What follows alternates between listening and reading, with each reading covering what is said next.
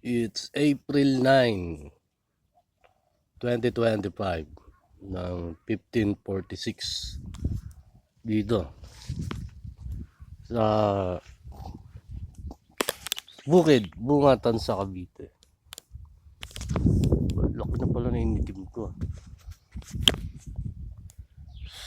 Grabing init ngayon dito.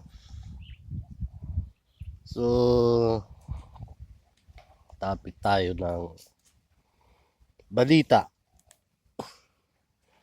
Mga balita na yung mga nangyayari. So nga pala, balita nga pala dito. Malala na dito sa Cavite. Kahapon, umuwi ako kahapon. So, alam nyo, dapat 3 araw ako doon, tapos babalik. Kaso, tumataas yung hyper ko pag naandun ako. Tulad nga kahapon na pinagtitripan na naman ako doon sa labas, sila Michael doon, sila Malin doon. Kasi nga nakikita nila yung sistema ng katawan ko. Kung na-high blood ba ako o hindi, o na ina-hyper ako, tinetension ako. So, kahapon marami silang abang na ginagawa palabas. So, ang problema nito kasi alam to ng mga halos alam nila lahat yun dun sa Bagtas. Kasi nga ang sistema nito is hulihin ako. Hindi ko alam kung anong gagawin sa akin ng mga putang inan to. Marami silang palabas na ginagawa. So, patimbre na lang dito sa Bagtas, Tansa Cavite. Carissa Homes, Bagtas, Tansa Cavite. Phase 1, Block 2. Andun lang kami. Phase 1, Block 2, Lot 9. Andun lang kami.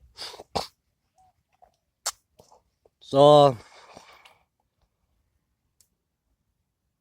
yung topic natin ngayon is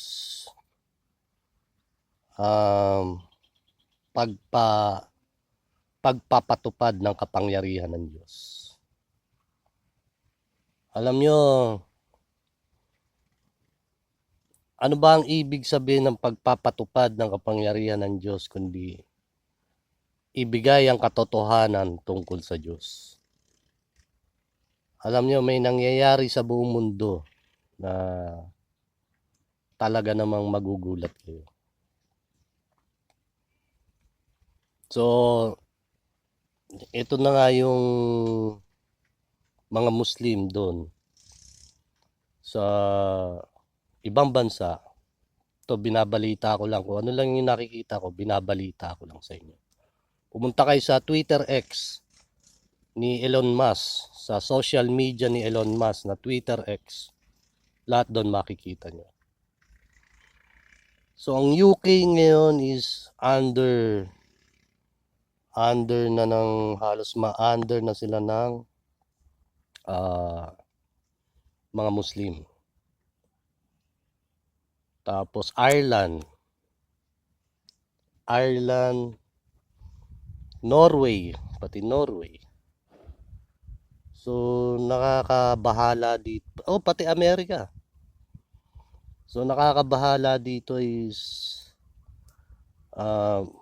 baka mangyari din yun dito na sa Pilipinas. Kasi ang ginawa nila,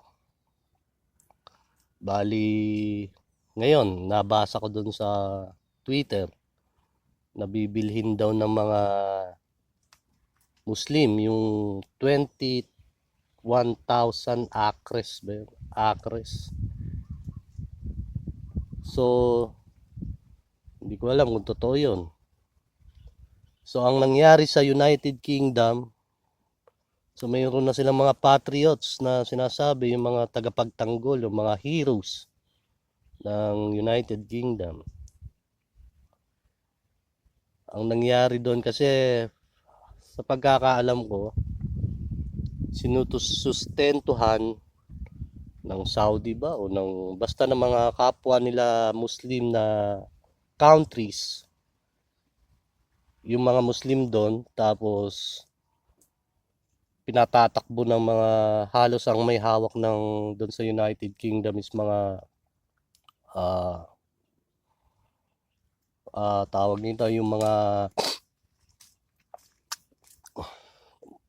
hawak sa mata, yung mga mayor, governor.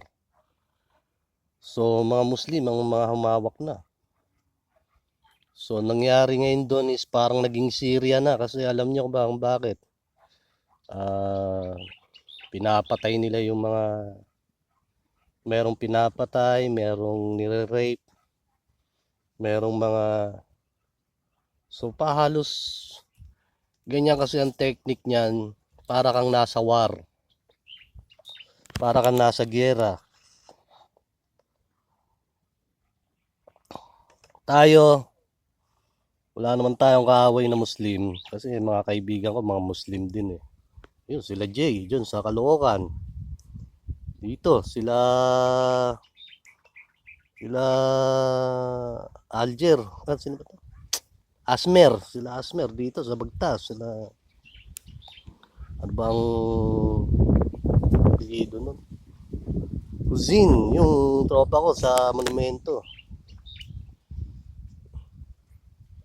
So, alam nyo, pag papayo ko lang sa inyo na pag hindi nagkaisa ang mga Kristiyano dito sa Pilipinas, sabihin na nating born again ka o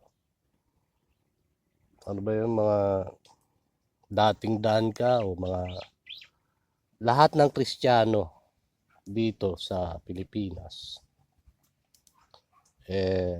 ewan ko na lang ang mangyayari sa inyo. Baka kasi pag hindi kayo nagkaisang lahat, hindi kayo nagkaisa ng isip, hindi kayo nagkaisa ng paniniwala at kasunduan nyo, sasabihin ko sa inyo, bubuwagin kayo ng mga Muslim na to. Ako wala naman akong laban sa mga Muslim niya, kundi sa pananampalataya lang. Kung ano yung pananampalataya. Kasi nga yung mga Muslim, kaya ako kinasihan din yung mga Muslim. Kasi nga kaaway ito ng mga iglesia eh. Luko-luko kasi itong mga iglesyang to. Mga abusado. So, nagkataon naman na yun, may nakakita ko sa na galit sila sa mga iglesia, itong mga Muslim. So, yun ang payo ko sa inyo. Ako, sinabi ko na sa inyo, yung mangyayari na posibilidad na pwede mangyari. Mga nakakatakot na magugulat ka na lang. Ano ba ang sinabi ko noon? Nung nag-uumpisa pa ako magdebate noon.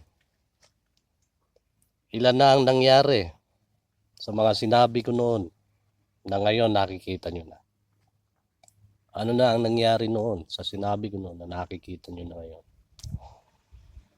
So binibigyan kita ng mga vision o pananaw.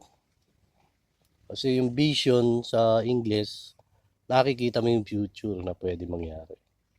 Nakasulat yon sa Biblia na ikaw ay makakahaka hindi sa sarili mong paniniwala, kundi nakakahaka ka ayon sa Espiritu na tinuro sa iyo. Kasi sinabi na ng Biblia kung ano mangyayari. Sa katapusan naman ng Biblia naman ang wala namang natalong anghel sa Biblia. So binibigyan ko lang kayo ng dapat nyong gawin. Kasi talagang pag nakita mo ang mga nangyayari dun sa United Kingdom, sa Britain, Great Britain, sa iba't ibang parte, sa Norway, sa Australia, pati Australia. Hindi ko nga alam kung pati Japan eh. Hindi ko alam kung, kasi may nakita ko, pati Japan nakita ko dun eh. Hindi ko sure, hindi yata, ewan ko kung totoo hindi. Ang dami, naku po, sabi ko sa inyo. So kung dito mangyayari sa Cavite yan, naku po, sabi ko sa inyo. Ah, mahirap kasi yung iba tayo ng paniniwala. Mahirap yun. Kasi talagang magkakaaway kayo sa paniniwala. Marami nang nagkagulo sa paniniwala. So hanggat kaya nyo na kaya nyo magkaisa, kaya nyo magtulungan. So maiiwasan natin itong bagay na to dito sa buong bansa at Cavite. Kasi talagang sasabihin ko sa inyo, nakakatakot to. Talagang makakatakot to, sasabihin ko sa inyo. Kasi alam niyo kung bakit nila nire-rape, gumagawa sila ng, pinapatay nila yun doon. Tinatakot nila, binubugbog nila, para paalisin sila doon sa lugar na hindi ayon sa kanila. So, ganito ang kaisipan din ng mga putang inang iglesyang to. Ganyan ang mga style nila eh. Mga putang inang iglesyang yan. So, pag hindi kayo nagkaisa, sinasabi ko sa inyo, malalagay kayo sa alanganin. So, ang pagpapatupad ng kapangyarihan ng Diyos is pagtuturo ng mga katotohanan tungkol sa Diyos. So, ito yung binigay kong kapangyarihan na ibinigay ko sa kanila. Sabi ko sa kanila, magturo kayo na magturo. Kasi once ng isang tao nakaalam ng katotohanan, kahit papano, kasi nga meron ngang mahihiwalay ang palay sa damo. Magkakahiwalay ang palay sa damo. Kung sino ang susunod sa katotohanan at sino ang susunod sa kasinungalingan. Sa based on Bible, sa base sa Bible, hindi ko na hanapin kasi maghahanap tayo sa Bible patay. Matatagalan tayo. Hindi ko alam kung ito yung mga Muslim o hindi. Kasi sinabi niya sa Bible, sa Jews, sa mga Hudyo, na sila'y minahal ng Diyos dahil sa kanilang mga magulang. Kung sa pananampalataya ay kaaway sila, ngunit sila'y minahal ng Diyos, hihintayin nilang nila yung tamang judgment sa pagdating ng araw. So dahil sa pagmamahal ng Diyos, dahil sa kanilang mga magulang, ito yung sila Abraham, lahat ng lipi ni Abraham, iyon kasi ang pinangako ng Diyos kay Abraham. Ngayon, bibigyan ko kayo ng history. Noong unang panahon, ang mga lipi ni Abraham o mga Hudyo, ang siyang meron lang na tawag nito na kaligtasan. Sila lang ang binigyan ng kaligtasan. Kasi nababasa ko sa Russia TV, dun sa debate sa Facebook, na yun, tungkol sa mga niligtas o ikaw ay ligtas na. Naku. Ang kaligtasan na sinabi ng Diyos ay tinubos sila ng Diyos doon sa sumpa ng kautusan na ipinarusa niya sa mga Hudyo nung dumating si Jesus.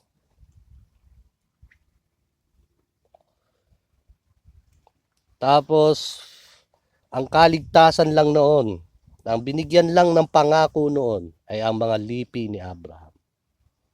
Wala yung Pilipinas, wala yung Amerika, wala yung ibang nasyon, kundi ang Israel lang ang binigyan ng kaligtasan noon. Ngayon, natanggal ang pader na yon dahil nga tinanggihan ng mga Hudyo ang aral ni Jesus. Tinanggihan ng mga Hudyo o itinanggi nila si Jesus. Kaya ang kaligtasan o ilaw ay nabigay sa mga hintil para ikalat ang mga aral na yun. Ngayon, nagkaroon na rin ng kaligtasan ang mga hintil na wala sa. Ang ibig kasing sabihin ng mga hintil ay sila ang mga nasa labas ng Israel. Yung mga iglesia, tanga-tanga eh. Hindi daw sila hintil, hindi kami hintil. Tanga. Ang ibig sabihin na hintil ay mga walang alam. Nasa labas sila ng Israel. Wala silang alam dun sa aral. Ngayon, nakanino ang ilaw? Nakanino ang ilaw na yon? Kundi binigay sa mga hintil ang kaligtasan na yun.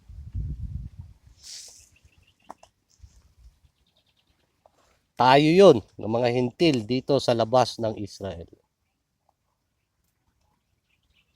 So, yun ang history na kung bakit hanggang ngayon may mga Muslim na sumusunod sa mga lumang kautusan, sa mga lumang aral na binago na ni Jesus noong unang panahon pa. Totoo hindi? Kung babasahin niyo yung sumpa ng kautusan na isinulat ko, na hindi ko pa isinusulat, kundi mga sinitas ko na sumpa ng kautusan. Aba,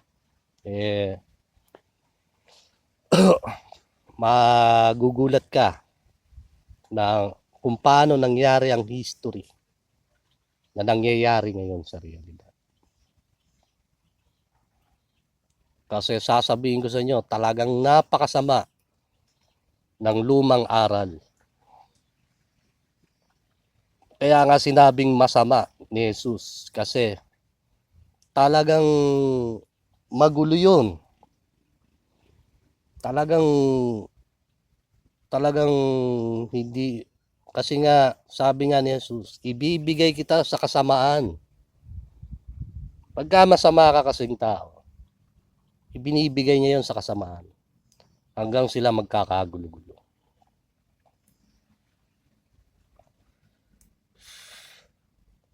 So, pag hindi kayo nagkasundo, kayo mga Kristiyano dito sa bansa, pag hindi kayo nagkasundo sa binigay ko na katotohanan sa inyo, dahil yun lang ang kaisa-isang armas. Sabi nga, no weapon can be against to God. Dahil yun lang ang kaisa-isang na pwede nyo pang mailigtas sa sarili nyo.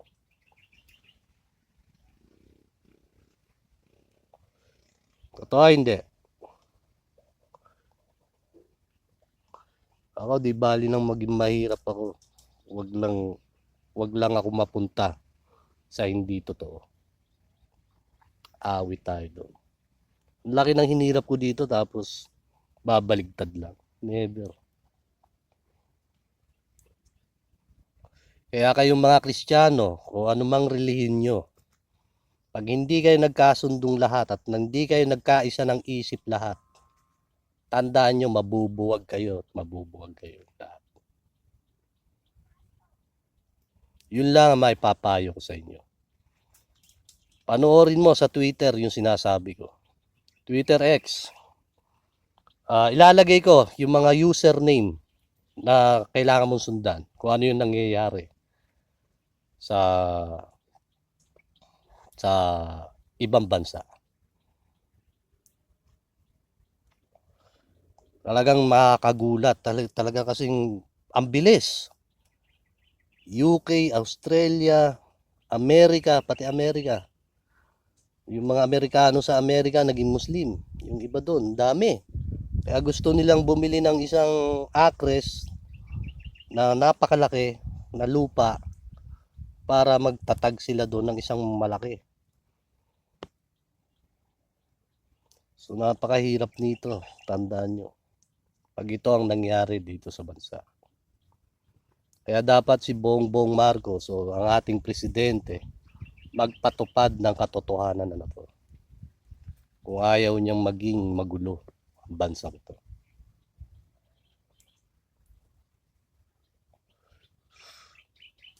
Yun lang ang may bibigay ko.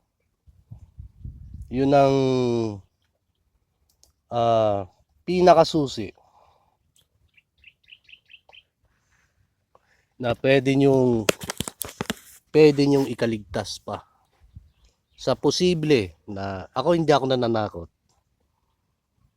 Binabalaan ko lang kayo, binibigyan ko kayo ng reminder, binibigyan ko kayo ng paalaala na baka mangyari ang ganun dito sa bansa.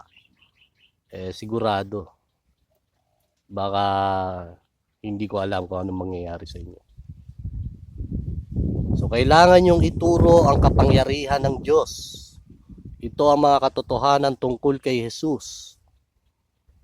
Sa bawat lalawigan natin dito sa bansa. Kailangan yung ituro lahat yun. Dahil kung hindi nyo gagawin yun, naku po, sinasabi ko sa inyo. Baka sabi ko sa inyo, isang mabilis lang kung mangyari ang lahat. Hindi ilang beses na ba akong nagsalita sa inyo na pumalpak. Ilang beses ako sa inyo nagsalita na hindi totoo. Hindi ba totoo ang sinasabi ko?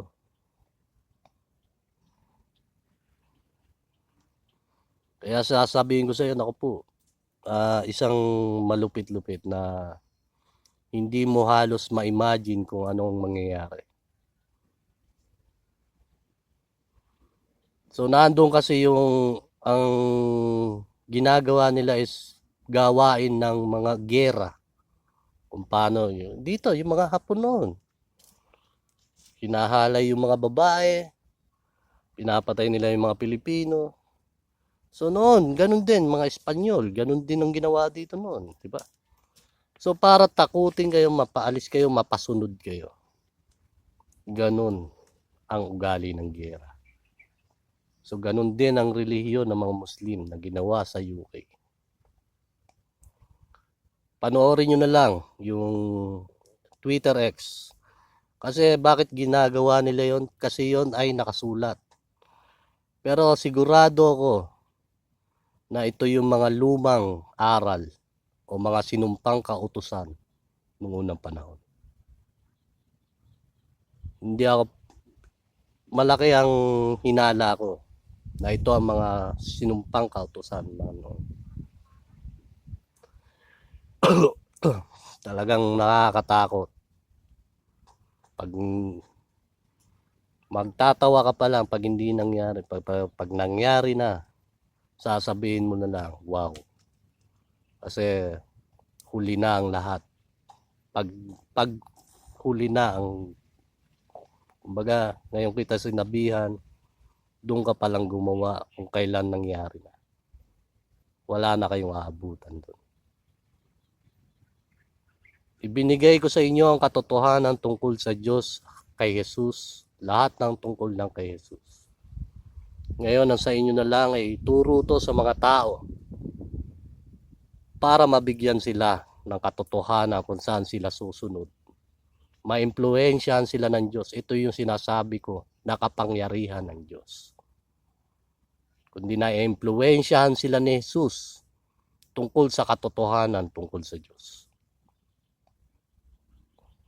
Yun lang ang masasabi ko sa inyo na pwede nyo pang maligtas ang sarili nyo. Okay, may mga may mga naliligo dito na mga galing sa ilog. Minsan lagi silang nakaabang pag iihi ako. Tsaka nagugulat ako, bigla na lang maglalabasan. So, yung mga sinabi ko sa inyo, kung gusto nyo ng tawag nito na ma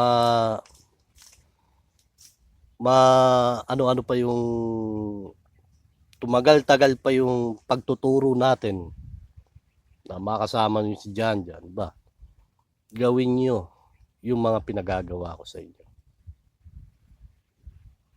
Kasi pag hindi nyo yung ginawa,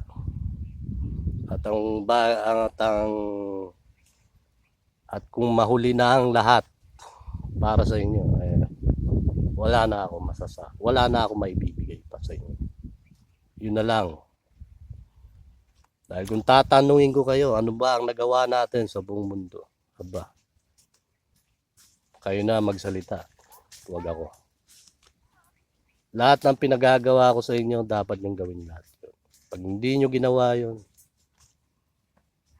doon na lang masasabi nyo, wow, palpak. Totoo hindi. Si Jesus ay isang dakilang tagapagpayo. Siya ang nagpapayo lahat ng kailangan nyong gawin. Kaya nga tinawag sa Isaiah sa 9:6 ba yun na tatawagin siyang dakilang tagapagpayo. So ganun din ang mga apostol na nagpapayo sa inyo kung ano yung dapat nyong gawin.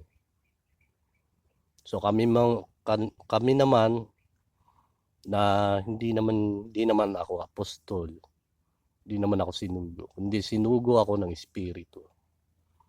Yung nabasa ko, dun sa nabasa kong katotohanan. Magbasa kayo, baka sabihin nyo, ano ba ang sinabi ni Jesus? Nakalimutan ko na, pati ako nakalimutan ko na. Kundi magturo kayo, sabihin nyo sa lahat ng mga tao katotohanan na to. So kasi alam nyo, napakalaking laban talaga to.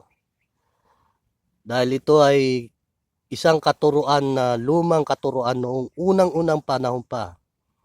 At nang dumating si Jesus, binigyan tayo ng bagong aral na ibinigay sa mga hintil, kaya hindi nila nalaman yun doon. Kasi nga itinanggi to ng mga Hudyo, ibinigay sa hintil ang ilaw, kundi ito yung katotohanan tungkol sa Diyos. Ngayon tayo mga hintil, tayo naman nagbibigay ng ilaw dito sa labas. So pag hindi nyo naituro itong bagong aral na ibinigay ni Jesus, sigurado. At pag pinigilan nyo pa to, naku po, talagang sigurado talaga kayo. Panoorin nyo na lang yung mga nangyayari doon sa Twitter X, kung ano yung mga nangyayari. Dahil kayo rin mismo makapagsabi ng mga sinasabi ko ngayon. Ganun ang ipinayo ko sa kanila na magturo kayo ng magturo tungkol sa katotohanan na to. Dahil kung hindi nyo gagawin yon, walang impluensya o kapangyarihan ng Diyos na mangyayari doon. Dahil ang Espiritu ng Diyos ang siyang humahaka sa bawat tao. Siyang humihiwa o naghihiwalay ng mga kaluluwa at kasukasuan. Ano ba tawag nito doon sa... Ang Espiritu kasi, the Word of God is may dalawang talim na tumatama sa atin. So ito na yung impluensya at kapangyarihan ng Diyos na dapat matutunan ng mga tao. So kung paano ma-impluensya ni Jesus, hindi naman ako nagsasalita dito, kundi si Jesus doon sa nakasulat, wag ako. So ma-impluensya ni Jesus sila na mga walang alam tungkol dito. Kasi sasabihin ko sa inyo, mapapawaw talaga kayo pag nangyari na ang sinasabi ko. hindi nyo yun lubos na aakalain na baka biglang mangyari. Good luck na lang sa inyong lahat. Okay, 30 minutes na, so susunod na lang ulit.